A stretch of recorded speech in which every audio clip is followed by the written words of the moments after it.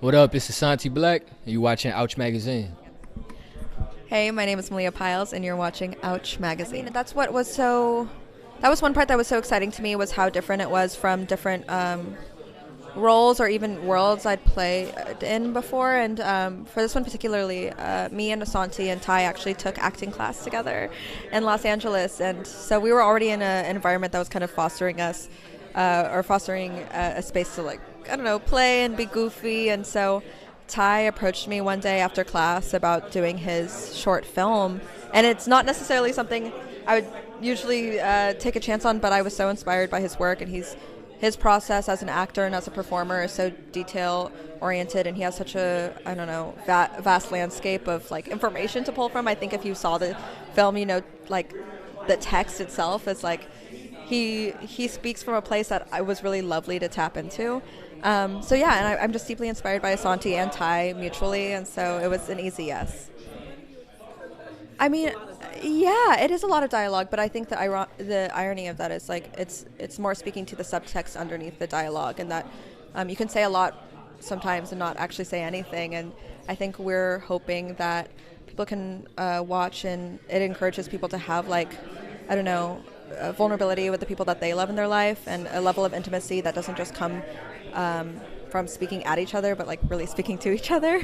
But yeah, I don't know. I hope people are entertained. Oh, 100%. I mean, it's technically a proof of concept, so I'm hoping the film gets to be made and that I get to hang out more with these lovely. Would I change anything? I don't know. I'm just along for the ride. I don't think I'd change anything. I know some plot points from the movie because the script's already written, that I would be excited to explore.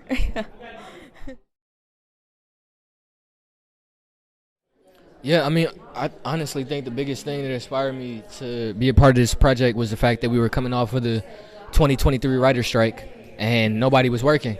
So, a classmate who I just so happened to be studying with, Ty Moback, our prolific director, he came up to me in class and was like, yo, I got this script and I wrote it for you. And I was like, wow, this is beautiful. I've been dying to work.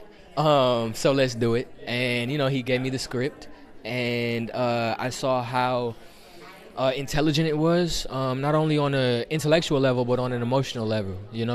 And I really hope that people take away from you trying to say you love me, how important it is to communicate effectively, not just say things for the sake of saying them, but say things so that people hear where you're coming from, and then shut up and hear where they're coming from. That's really the premise of this film, is that we can't do it without each other.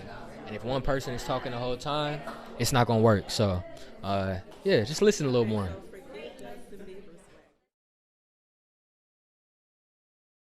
I guess just so y'all know, the question is, how does Asante Blacck get so much swag?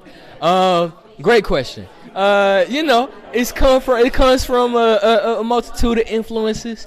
I was just talking about my aunt Samira on the carpet a little bit ago. She was swagonometry 101 growing up. Seeing her and how unapologetic she was and who she was, and how that wasn't something that was common, especially at that time. Her being an LGBTQ woman in that community, and being a spearhead of that community, putting images out there that make people feel seen, and her living up to that responsibility in a way that I had never seen anybody do firsthand. That inspired me to just show up and be like, yo, this is me, I'm here, and I'm going to do what I was placed here to do. And as simple as that. So if you see swag from it, I love it. It's swag.